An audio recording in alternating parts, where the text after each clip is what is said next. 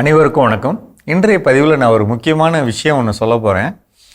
நமக்கு பூக்கள் வரணும், சிறப்பான பூக்கள் வரணும், எதெல்லாம் வரணும்? எல்லா விதமான தோட்டக்கலை பயிர்கள்லையும் வரணும். அதாவது மாமரம், கொய்யா, எலுமிச்சை, ஆரஞ்சு, மிளகு, ஏலப்பயிர், இது மாதிரியான பழமரங்கள் எதுவாக இருந்தாலும் அதில் வரணும்.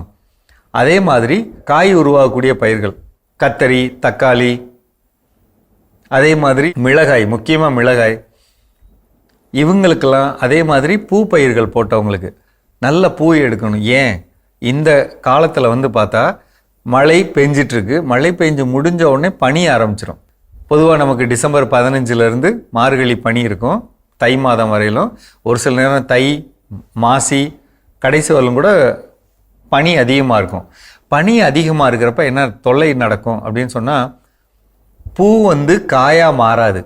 இரவு நேர வெப்பநிலை ரொம்ப 25 டிகிரியை விட குறைஞ்சிரும். அப்படி குறையிறப்ப என்ன நடக்கும்னா, பூ காயாக மாறாது.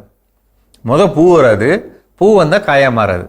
அப்போ பூ பயிர்கள் வந்ததுன்னா ஒன்று விரிஞ்சிரும், அல்லது வராது, அல்லது சூம்பி போய் நிற்கும். இதெல்லாம் தவிர்க்க தான் நான் ஒரு கரைசல் சொல்கிறேங்க. தயவுசெய்து ஞாபகம் வச்சுக்கோங்க. 5 லிட்டர் தண்ணீர், 5 லிட்டர் தண்ணிக்கு 1 கிலோ அளவுள்ள அன்னாசி பழம் வாங்கிட்டு அதை குட்டி குட்டியாக நறுக்குங்க. அதாவது தோலோடையும் சேர்த்து அதை நல்லா குட்டி குட்டியாக வெட்டி மிக்சியில் கூட அடிச்சுக்கலாங்க. அடித்து உள்ளே போட்டுடலாம். 50 கிராம் அளவுக்கு யூரியா, 2 கிராம் அளவு 3 கிராம் அளவுக்கு ஈஸ்ட், இதெல்லாம் கலந்து வச்சுட்டு 7 நாள் கழித்து இந்த திரவத்தை நம்ம தெளிக்கலாம். இப்படி தெளிக்கிறப்ப நமக்கு தேனீக்களோட எண்ணிக்கை அதிகமாக வரும். ஸ்மெல், வாடகை சூப்பராக இருக்குங்க. அப்படி இருக்கிறப்ப எந்த ஒரு பயிராக இருந்தாலும் நமக்கு பூக்கிற தன்மை அதிகமாகும். இப்போ இது கூட நம்ம இன்னும் என்ன சேர்க்கலாம் அப்படின்னு சொன்னால், PPFM அப்படின்னு ஒரு திரவம் இருக்குங்க. அந்த திரவத்தை வாங்கி வச்சுக்கலாம். இது நம்ம 200 மில்லி கலந்து, அதாவது 100 லிட்டருக்கு 200 மில்லி கலந்துக்கலாம். அல்லது நம்ம அழுகல் வரக்கூடாது அப்படின்னு தெளிக்கக்கூடிய சூடோமோனஸ் இருக்குது அப்படின்னா 100 மில்லி கலந்துக்கலாம். அதாவது 100 லிட்டருக்குன்னா 1 லிட்டர் கலந்துக்கலாம்.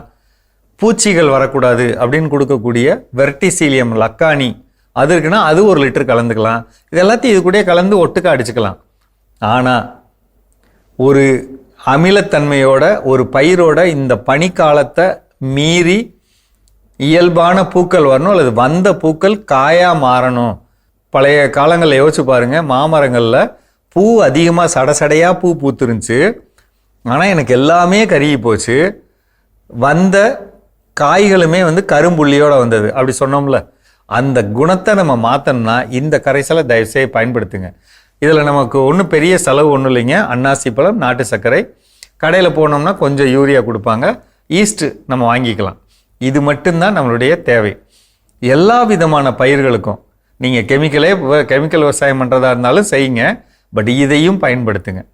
குறைந்த செலவில் இந்த பனிக்காலத்தை மீறி உங்களுக்கு ஒரு நல்லது நடக்கும். மீண்டும் சந்திப்போம்.